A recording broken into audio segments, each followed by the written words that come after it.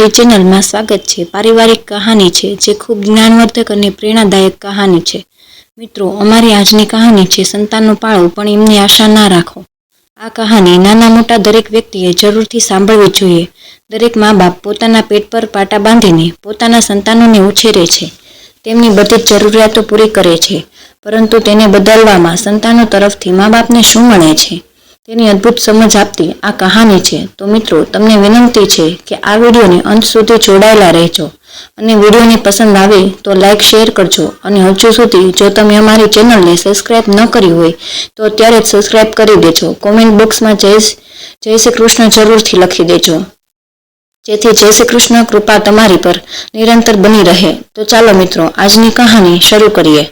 દેવકીજી બોલ્યા, રાજુ, અરે ઓ રાજુ, બેટા મને પીવા માટે પાણીનો ગ્લાસ આપને। ત્યારે તેના પુત્ર રાજુએ દેવકીજીનો અવાજ સાંભળ્યો, પણ રાજુ તેની દાદીમાની અવાજ સાંભળ્યો પણ તેની દાદીમાની વાત અવગણી કરી બહાર રમવા દોડી ગયો। દેવકીજીએ તેની પુત્રવધૂને બોલાવી, પણ બંને દેવકીજીના પતિનું અવસાન થયું તેના 7 મહિના વીતી ગયા હતા। જ્યારથી તેના પતિનું અવસાન થયું ત્યારથી દેવકીજી હજુ પણ સાવ ઉદાસ જ રહેતા હતા। તેમને 2 પુત્રો અને 1 પુત્રી છે। પુત્રીના લગ્ન સારા કુટુંબમાં કરાવીને તે પોતાની જવાબદારીઓમાંથી મુક્ત થઈ ગયા હતા।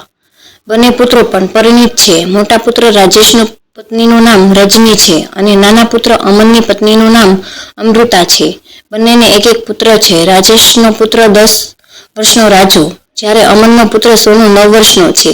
બંને વચ્ચે 1 વર્ષનો તફાવત હતો, પરંતુ તેમનો જન્મદિવસ એક જ દિવસે હતો। ઘરમાં તમામ વ્યક્તિ પોતાની સંભાળ જાતે રાખી શકે તેમ હતા, પરંતુ જો ઘરમાં કોઈને કોઈ મુશ્કેલી આવતી હોય તો તમામ મુશ્કેલીમાંથી બહાર કેવી રીતે નીકળી શકાય તે દેવકીજી સારી રીતે જાણતા હતા। તેથી જ કોઈ પણ મુશ્કેલીમાં હોય તો તેમના દીકરા દેવકીજીને જણાવતા હતા। તેમના દીકરા દેવકીજીને તેમની શરીરની શક્તિ અને તેમના હાડકાનું જોર તેમની ઉંમરની સાથે ઘટતું જતું હતું। એક જ દિવસ દેવકીજી પોતાના ઘરના આંગણામાં ખાટલા પર બેઠા હતા અને ખૂબ જ ઉદાસી અનુભવી રહ્યા હતા।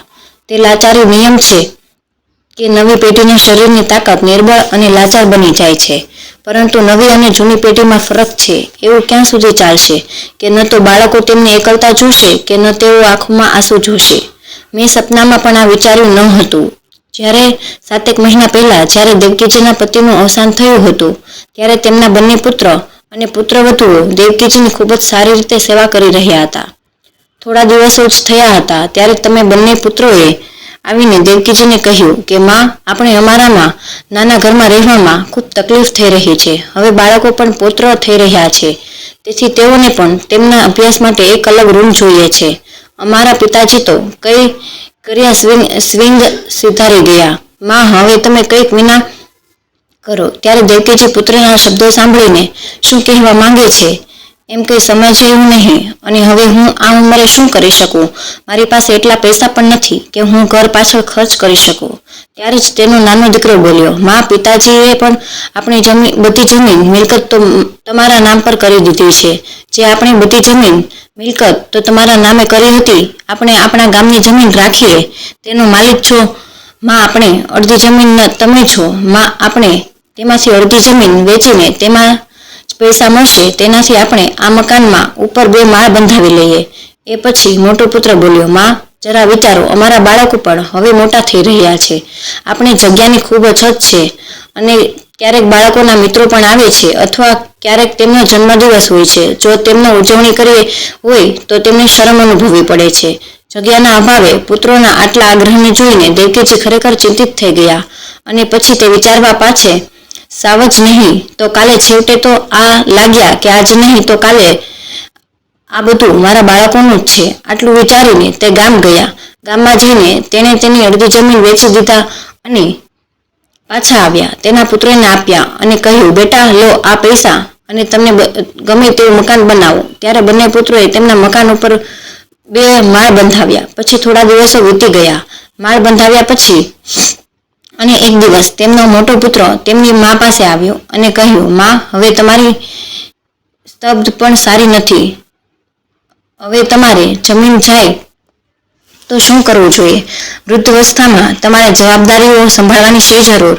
હવે આ જવાબદારીઓ બાળકોને સોંપો અને પછી આરામથી તમારી પુત્રવધૂને તમારી સેવા કરવા દો અને આરામથી બેસો અને તમારી પુત્રવધુ પર હુકમ ચલાવો. પછી દેવકીજીએ કહ્યું, પુત્ર, તમે આ શું કહો છો? હું ક્યાં ભાગી ગઈ છું? પછી તેના નાના પુત્ર અમને રાજુ અને સોનુનો હાથ પકડીને લઈ આવ્યા અને કહ્યું, માં, કાલે આ બંનેનો જન્મદિવસ છે અને અમે ઈચ્છીએ છીએ કે તમે તેમની એવી ભેટ આપો જે ભેટ આજ સુધી કોઈએ તેમના પુત્રને ના આપી હોય. ત્યારે દેવકીજીએ કહ્યું, હા દીકરા, હું પણ તેમના જન્મદિવસને યાદગાર બનાવવા માંગુ છું, પણ હું શું કરું? હું સારી ગિફ્ટ પણ નથી આપી શકતી. ત્યારે મોટા પુત્ર રાજેશે કહ્યું, માં, માત્ર તમે જ છો જે તેમ એમને અનમોલ ભેટ આપી શકો છો. આટલું કહીને તેણે તેની માં આ કેટલાક કાગળો રાખ્યા અને કહ્યું, માતા, તમારે બીજું કંઈ કરવાની જરૂર નથી, બસ આ કાગળો પર તમારી સાઇન કરી દો. ત્યારે દેવકીજી બોલી, અરે દીકરા, આમાં તો બધું અંગ્રેજીમાં લખેલું છે.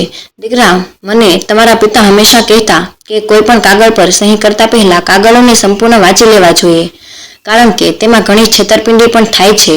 પરંતુ આ જાણ્યા જ લાગુ અહીં ફક્ત અજાણ્યાઓને જ લાગુ પડે છે. અહીં મને કોણ છેતરશે? આમ કહીને તેણે કાગળો તરફ જોયું અને તેણે સહી કરી. પરંતુ તરત જ તેના મનમાં એક વિચાર આવ્યો કે આ કાગળો શેના છે?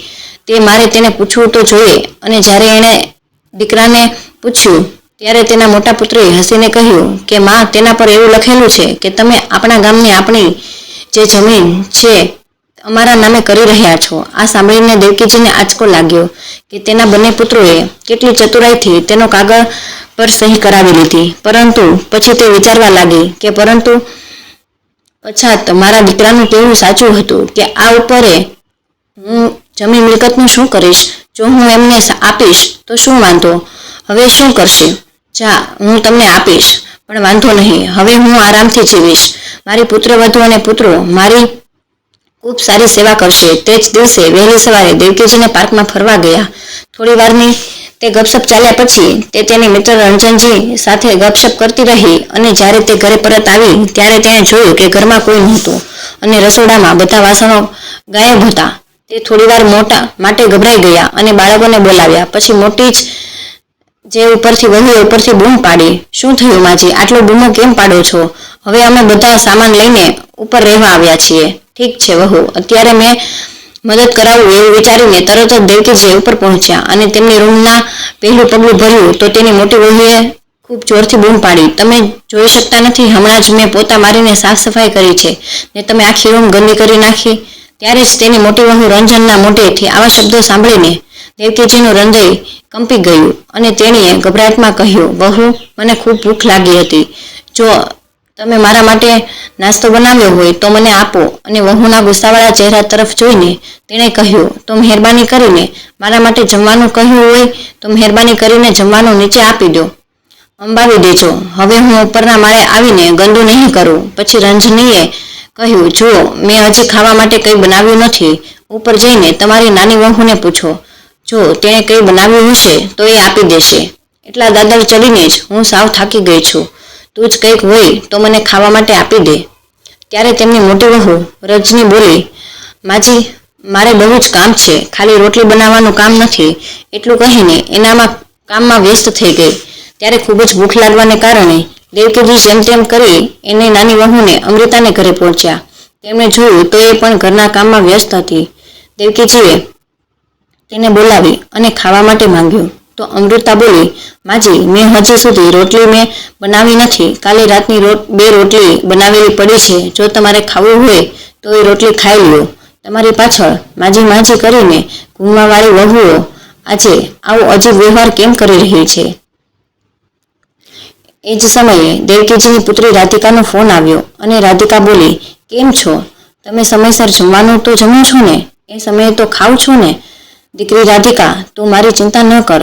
તારી ભાભીઓએ ગરમા ગરમ ભોજન પીરસ્યું છે અને હવે હું જમું છું. તારી સાથે પછી વાત કરીશ. એટલું કહેતા દેવકીજીની આંખોમાં આંસુ ભરાઈ ગયા અને તેણે પોતાની દીકરીને ગુંગળાવી દીધી. તેના હૃદયને ઠેસ પહોંચી તેથી તેણે તરત જ ફોન કાપી નાખ્યો. એ જ વાસી રોટલી ખાતા અનિચ્છીએ તેના મનમાં વિચાર્યું કે આજે તે તેના 2 પુત્ર રાજેશ અને અમન સાથે આ બાબતે વાત કરશે. બપોર થવામાં હતી અને દેવકીજી જમવાનું બાકી હતું. ત્યારે તેણે બૂમ પાડી, વહુ, મને ભૂખ લાગી છે, મહેરબાની કરીને મને ખાવાનું આપો. પણ તેની કોઈ પુત્રવધુએ જવાબ ન આપ્યો. તો થોડીવાર પછી તેણે ફરીથી કહ્યું તો પણ કોઈ જવાબ ન આવ્યો.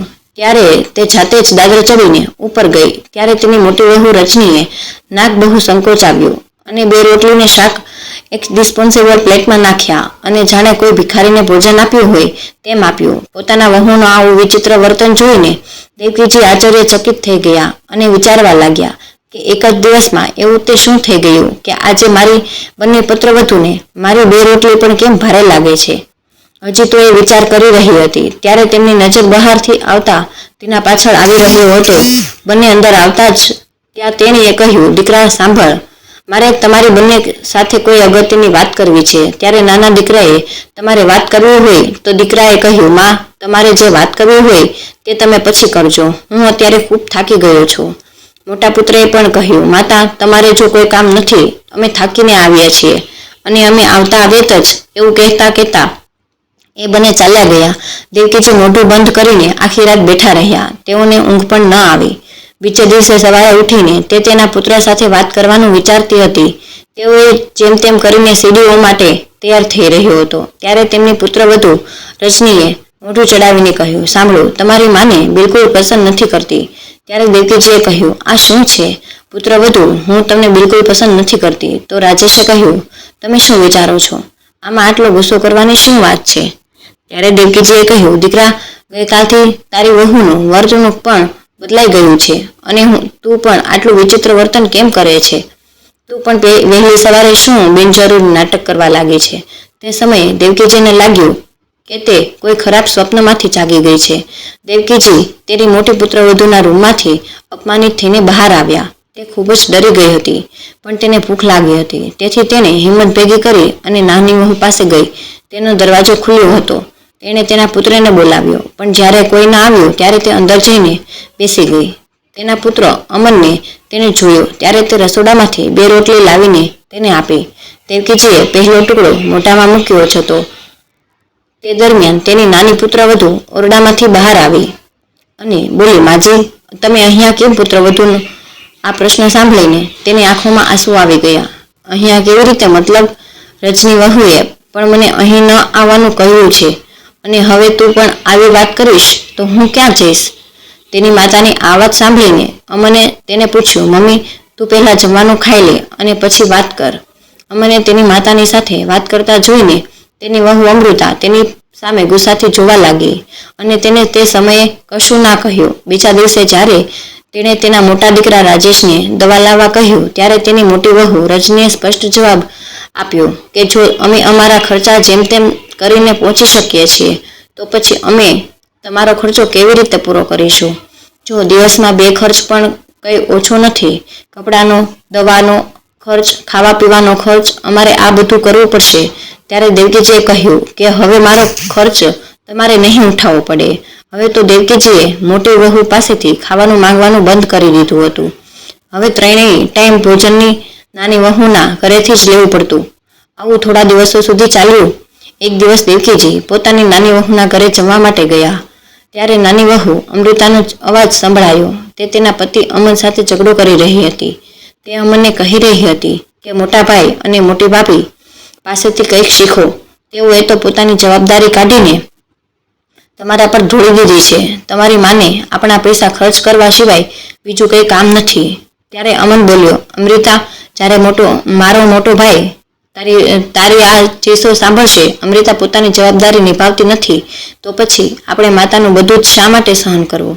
હું મોટા ભાઈ સાથે વાત કરીશ અને તેને વૃદ્ધાશ્રમ મોકલવાની વ્યવસ્થા કરીશ. બિચારી દેવકીજી આ સાંભળીને હેરાન થઈ ગઈ અને તે આવી વાતો સાંભળીને ત્યાંથી જ નીચે આવી ગઈ. હવે તેના પુત્ર અને પુત્રવધુ પાસેથી ફરી જવાની તેમની હિંમત નહોતી. હવે આજે તેની સહનશીલતાનો અંત આવી રહ્યો હતો, કારણ કે તેને ખાવાનું ખવડાવવાનું તો દૂર, પણ હવે તેમને આ ઘરમાં કોઈ જોવા પણ નહોતું માંગતું. તે એકલી તેના આંગણામાં ખાટલા પર બેઠી હતી. બધા આંગણામાંથી આવતા જતા હતા. કોઈને તેને જવાબ માંગતું ન હતું. કોઈની પાસે એક ક્ષણ માટે પણ તેની વૃદ્ધ માતા સાથે બેસી શકે તેટલો સમય ન હતો. જ્યારે તેના પુત્રો અને પુત્રવધુઓ તેમની જવાબદારીઓમાંથી દૂર થઈ ગયા હતા તો પછી તે તેના પુત્ર પાસેથી શું અપેક્ષા રાખશે? છેવટે તે પણ તેના માતા પિતાના પગલે જ ચાલતા હતા. આટલો મોટો પરિવાર હોવા છતાં પણ સહન કરતી હતી. આજે તે કંઈ પણ ખાધા પીધા વગર જ ફરવા નીકળી ગયા હતા. તેની મિત્ર રંજનને લાગ્યું કે તે એકદમ મૌન છે. થોડીવાર તેણે વિચાર્યું કે તે પોતે જ કહેશે, પણ જ્યારે દેવકીજીએ કશું કહ્યું નહીં ત્યારે રંજન તેની સમસ્યાનું કારણ પૂછ્યું. તો દેવકીજીએ આંસુ ભરેલી આંખે કહ્યું, રંજન, તને હું શું કહું? જ્યારે મેં દીકરીને જન્મ આપ્યો ત્યારે અમને બધાને લાગ્યું હતું કે કોઈ અમારા માથા પર કદાચ મોટો બોજો નાખ્યો હશે, કારણ કે અમારે તેના માટે દહેજ ઉમેરવું પડશે, ભણાવવી પડશે અને લગ્ન કરીને બીજાના ઘરે મોકલવી પડશે. પરંતુ જ્યારે મારા 2 પુત્રોએ એક પછી એક જન્મ્યા ત્યારે મને ખુશી સમાતી ના હતી. તેમના પિતાજીએ પણ સારી નોકરી મળી ગઈ હતી. તો અમને એવું લાગ્યું કે કદાચ આ અમારા ભૂતકાળના કર્મોનું પરિણામ છે. અમે આગલા ભૂતકાળમાં મોતી દાનમાં આપ્યા હશે, જેથી આ જન્મમાં એમની કૃપા વરસી રહી છે. અને મને લાગ્યું કે મેં તો ગંગામાં સ્નાન કર્યું છે. હું મારા પુત્રો સાથે આરામથી મારી વૃદ્ધ અવસ્થા કપાઈ જશે અને મારા પુત્રો મારા ઘડપણની લાકડી બનશે. મેં મારી આખી જિંદગી આ સુખ પરિવારમાં વિતાવી છે અને હંમેશા એવું જ વિચારતી હતી. આજે આપણે 2 બાળકો પાછળ જે કંઈ પણ ખર્ચી રહ્યા છીએ તે બધું વ્યાજ સાથે વૃદ્ધાવસ્થામાં આપણને પાછું મળશે. અમે અમારી તમામ મૂડી અમારા બાળકોને તેના પગ પર ઊભા કરી શકે તે માટે વાપરી. ત્યાં સુધી મેં મારી તબિયત પણ ધ્યાન ન આપ્યું. હવે મારા પતિ મને છોડીને ચાલ્યા ગયા છે અને મારી તબિયત પણ મને છોડવા લાગી છે. અને મારે 2 પુત્રો છે જે મારી દવાઓને ખર્ચ ઉઠાવવાનું તો દૂર, હવે તેને 2 ટાઈમનું ભોજન પણ ખવડાવી શકતા નથી. રંજનને આ બધી વાત કરતાં કરતાં દેવકીજીની આંખોમાં આંસુ આવી ગયા. તેનું ગળું ગળગળા થઈ ગયા. તે સુકાઈ ગયું. રંજનને થોડું પાણી પીવડાવ્યું અને એમને સાંત્વના આપી અને કહ્યું કે બધું સારું થઈ જશે. પછી દેવકીજીએ કહ્યું, રંજન, મને ખબર નથી પડતી કે આ ઉંમરે હજી મારે બીજું શું જોવાનું બાકી રહ્યું છે. ભૂખથી પીડાઈને પણ હું આજ સુધી મરી નથી. આટલું કહીને દેવકીજી જોર જોરથી રડવા લાગ્યા અને જમીન પર બેસી ગયા. રંજન તેને આશ્વાસન આપી અને તેને ઊભા કરીને બાજુમાં ખુરશી પર બેસાડી અને કહ્યું, જુઓ દેવકીજી, તમે આવી રીતે હાર સ્વીકારી લેશો તો કોણ જાણે કે તમારા બાળકો તમારી સાથે શું કરશે. પરંતુ જો તમે હિંમત બતાવો અને ખોટા સામે અવાજ ઉઠાવશો, જેથી તમે તમારું બાકીનું જીવન ખૂબ સારી રીતે પસાર કરી શકો છો. તેમની મિત્ર રંજનની આ વાત સાંભળીને દેવકીજી કંઈક વિચારવા લાગ્યા. ત્યારે રંજને કહ્યું, હવે આવો મારી સાથે. તે દેવકીજીને તેની સાથે તેના ઘરે લઈ ગયા. ત્યાં તેમણે દેવકીજીને પૌષ્ટિક ખોરાક ખવડાવ્યો. પછી દેવકીજી ઘરે પાછા ફર્યા. દેવકીજી થોડીવાર વિચારમાં બેસી ગયા. સાંજ થઈ ગઈ, પરંતુ દેવકીજીને જમવાનું પણ ન મળ્યું હતું. પછી તેણીએ હિંમત એકઠી કરી અને નજીકની કરિયાણાની દુકાનમાં ગઈ અને પાસેથી પડેલા થોડા પૈસાથી ખરીદીને લાવી. તે દિવસે સાંજે જ્યારે તેને બ્રેડ ખરીદીને લાવી તે દિવસે સાંજે પુત્રી રાધિકા તેના પતિ સાથે તેને મળવા આવી. ત્યારે દેવકીજી બ્રેડ ખાઈ રહી હતી. દેવકીજીએ તેની પુત્રી જોતાં જ બ્રેડનું પેકેટ સંતાડીને કહ્યું, અરે દીકરી, તું ક્યારે આવી? તે મને આવવાનું કહ્યું પણ નહીં. ત્યારે રાધિકા બોલી, માં, જ્યારે મેં તારી સાથે ફોન પર વાત કરી ત્યારે જ મને ખબર પડી કે કંઈક બરાબર નથી, એટલે હું તને મળવા આવી ગઈ. શું વાત છે? તે મને સ્પષ્ટ કહી દીધી દીકરી. તે મને કહ્યું હોત કે બધું બરાબર છે. એટલે રાધિકાએ કહ્યું, તને કોઈ વાતની ચિંતા નથી. ત્યારે દેવકીજીએ દૂર જોતા દરવાજામાંથી, દેવકી, રાધિકા દીકરી, તું આવી છે? તે સારું છે. અચાનક રંજનનો અવાજ આવ્યો, તું ઠીક છે? તારી માતાના દિવસો કેવી રીતે પસાર થાય છે? રંજનને રાધિકાને આખી વાત કહી સંભળાવી. તેની વાત સાંભળીને રાધિકા સ્તબ્ધ થઈ ગઈ. તેને વિશ્વાસ જ ન આવ્યો કે તેની માતાનું દરેક પળે ખ્યાલ રાખનાર તેના ભાઈ અચાનક આટલો રાખનાર બધો લોભી કેમ થઈ ગયો? આ બધું સાંભળતા દેવકીજીના જમાઈ કંઈક કહેવા લાગ્યા, મારો એક ખૂબ સારો મિત્ર વકીલ છે. કૃપા કરીને તમે તમારી મિલકતના કાગળો ઉપાડો અને અમારી સાથે આવો. દેવકીજીના ઇનકાર પછી પણ તે બંને રાજી ન થયા અને તેને પોતાની સાથે વકીલ પાસે લઈ ગયા અને તમામ પરિસ્થિતિ જણાવી. વકીલે બધા કાગળો જોયા અને કહ્યું, અરે આ તો શું થયું? મને કહો કે આ કાગળ શેના છે? જ્યારે દેવકીજીએ કહ્યું કે આ અમારા ઘર અને જમીનના કાગળો છે, તો વકીલો હસતા હસતા કહ્યું, જો આવું હોય તો તમે તમારા પુત્ર અને પુત્રવધૂને તમારી આંગળીને, તમારા પુત્ર અને પુત્રોને આંગળી પર નચાવી શકો છો. પછી વકીલની સલાહ પર દેવકીજીએ તે કાગળની કાર્યવાહી શરૂ કરી. થોડા સમય પછી દેવકીજી ઘરે પાછા ફર્યા. થોડા જ સમયમાં તેના બંને પુત્રો પણ ઘરે આવી ગયા અને કહ્યું, માં, હવે અમારાથી સહન થતું નથી. હવે મારો બોજ અમારાથી નથી ઉપાડી શકતા. તેથી તમે તમારા માટે વૃદ્ધાશ્રમ વ્યવસ્થા કરી છે. આ સાંભળીને દેવકીજી આશ્ચર્યચકિત થઈને તેમની સામે જોવા લાગ્યા. ત્યારે તેમના દીકરાએ કહ્યું, માતા, ચિંતા ના કરશો. તમને ત્યાં કોઈ કમીનો સામનો નહીં કરવો પડશે. ત્યાં તમને દરેક પ્રકારની વસ્તુ આસાનીથી મળી રહેશે. હજુ તો આ વાત ચાલતી હતી ત્યારે રાધિકા અને તેનો પતિ વકીલ સાથે તેમની સક્ષમ હાજર થયા. વકીલની સાથે એ બંને જોઈને બંને પુત્રો અને વહુઓના આશ્ચર્યની કોઈ સીમા ન રહી. મોટા પુત્રએ કહ્યું, આ બધું શું નાટક છે?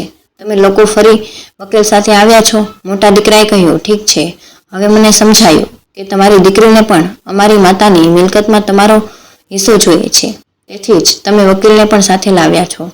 પણ એક વાત ધ્યાનથી સાંભળી લો, આ મિલકત અમારા બંને ભાઈઓની છે, તેમાં તમારો કોઈ અધિકાર નથી. આ સાંભળીને રાધિકા અને તેના પતિને ખૂબ ગુસ્સો આવ્યો અને પછી રાધિકાએ કહ્યું, મારે એક પૈસો પણ નથી જોઈતો. મારી માતાની મિલકતમાંથી હું માત્ર એટલું જ ઈચ્છું છું કે મારી માતા આ વૃદ્ધાવસ્થામાં તેનું જીવન સુખીથી વિતાવે. અરે, હું તો માનીને મારી સાથે લઈ જવા માંગતી હતી, પણ માતાએ પોતે જ એવું કહીને ના પાડી દીધી કે તે તેના જીવનમાં અંતિમ દિવસો આ ઘરમાં વિતાવવા માંગે છે. બાબુજીની યાદો સાથે ત્યારબાદ દેવકીજીએ તેના ચહેરા પર ગુસ્સાનો ભાવ સાથે કહ્યું, હું અને તારા પિતા અમારી દીકરી કરતાં વધુ પુત્રોને પ્રેમ કરતા હતા, એવું વિચારીને કે પુત્રીઓ તો પરાઈ હોય છે અને ખાલી મારા પુત્રો જ વૃદ્ધાવસ્થામાં મારો સાથ નિભાવશે. પણ આજે હું સમજી રહી છું કે અમે કેટલી મોટી ભૂલ કરી હતી. તમે લોકોએ તો તમારી પાસે કંઈ છોડ્યું જ નથી. જ્યાં સુધી મિલકત મારા નામે હતી, મારી પાછળ હતા, ત્યાં સુધી તમે મારી પાછળ દોડતા હતા, અને હવે જ્યારે તમારી ફરજ નિભાવવાની વાત આવી ત્યારે તમે બધા પાછા ખસી ગયા. તમને બધાને મારા પૈસા અને જમીન જોઈતી હતી, પણ આ વૃદ્ધ માતાનું શું છે? આ ઘર હજી મારા પતિનું છે, જેના પર મારો પહેલો અધિકાર છે. તો મોટા દીકરાએ કહ્યું કે તેનો કોઈ અધિકાર નથી. પિતાએ વસિયતનામું કરાવતી વખતે આ ઘર અમારા નામે કરી લીધું હતું.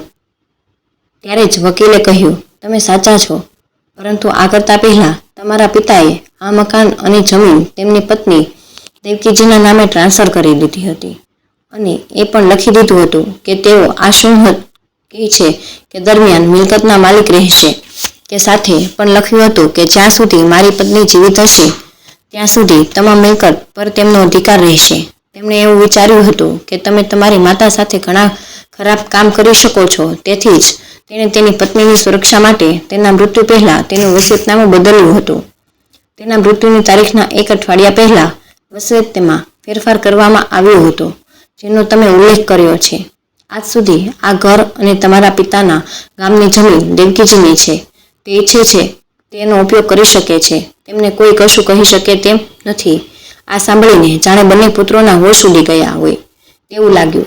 તેઓ બંને પુત્રોના હોશ ઉડી ગયા હોય એવું લાગ્યું. ક્યારેક વકીલ તરફ જોતા, ક્યારેક પોતાની મા તરફ જોતા. આ ઘટના પછી આજ સુધી બધું સહન કરતા દેવકીજી હવે શાંતિથી જીવત સાદી સ્ત્રી નથી રહી. તેણે શીખી લીધું હતું પોતાના હક માટે લડવા, અને બાળકોને પાઠ ભણાવવા માટે તેણે તેના પુત્ર અને પુત્રવધૂને આદેશ જારી કર્યો. કહ્યું કે તેઓ વહેલી તકે આ ઘર ખાલી કરી દે. આ સાંભળીને મોટો પુત્ર રાજેશ તેની માતાના પગમાં પડી ગયો અને બોલ્યો, માતા, મારાથી મોટી ભૂલ થઈ છે, કૃપા કરીને મને માફ કરો. આ સમયે તેના નાના પુત્ર અમને કહ્યું, માતા, મોટા ભાઈએ મને કહ્યું નહીં, નહીંતર હું પહેલાથી જ જાણું છું કે હું ક્યારેય આવું કરવાનું વિચારી પણ ન શકું. ત્યારે દેવકીજીએ કહ્યું, મને તમારામાંથી કરતા પહેલાં તમે વિચાર્યું પણ ન હતું. આ ઉંમરે માતા ક્યાં જશે, કેવી રીતે જીવશે? તો પછી હું કેમ વિચારું? પણ હું મારા બંને પુત્રોને ઘરના ઠાકર ખાવા નહીં દઉં, છોડી શકતી નથી. તેથી જો તમે લોકો આ ઘરમાં રહેવા માંગતા હોય તો તમારે ઉપરના માળે રહેવું પડશે. હવે દેવકીજીએ તેને ભૂલ સુધારીને દેવકીજીનું એ બીજું પગલું ભર્યું. તેઓએ વસિયતમાં ફેરફાર કર્યો કે તેના મૃત્યુ પછી તેના ગામની જમીન પર ફક્ત તેની પુત્રીનો જ અધિકાર રહેશે. તેના મિત્રની મદદથી તેઓએ તેના ઘરનો મધ્ય માળ ભાડે આપ્યો અને નીચેના માળે તે રહેતી હતી. રાધિકાએ તેના માટે રાંધવા, સાફ સફાઈ કરવા, કપડાં ધોવા માટે એક નોકરાણી રાખી દીધી, અને દેવકીજીએ હવે સારું કરી રાખ્યું હતું. દેવકીજી હવે સારું ખાવાનું મળવા લાગ્યું. સાસુના આ બદલાયેલું રૂપ જોઈને પુત્રવધુઓ બંને પુત્રો સ્તબ્ધ થઈ ગયા, કારણ કે ક્યાંક ખૂણે તેમને અહેસાસ થઈ ગયો હતો કે તે મોટી ભૂલ કરી છે, પરિણામ તે ભોગવી રહ્યા છે. તો મિત્રો, તમને આ કહાની કેવી લાગી? કોમેન્ટ બોક્સમાં જણાવજો, અને પસંદ આવી હોય તો લાઈક અને તમારા મિત્રો સાથે શેર કરજો. ચેનલને સબસ્ક્રાઈબ કરવાનું ભૂલશો નહીં. કહાની પૂરી સાંભળવા માટે ખૂબ ખૂબ આભાર. જય શ્રી કૃષ્ણ. ધન્યવાદ.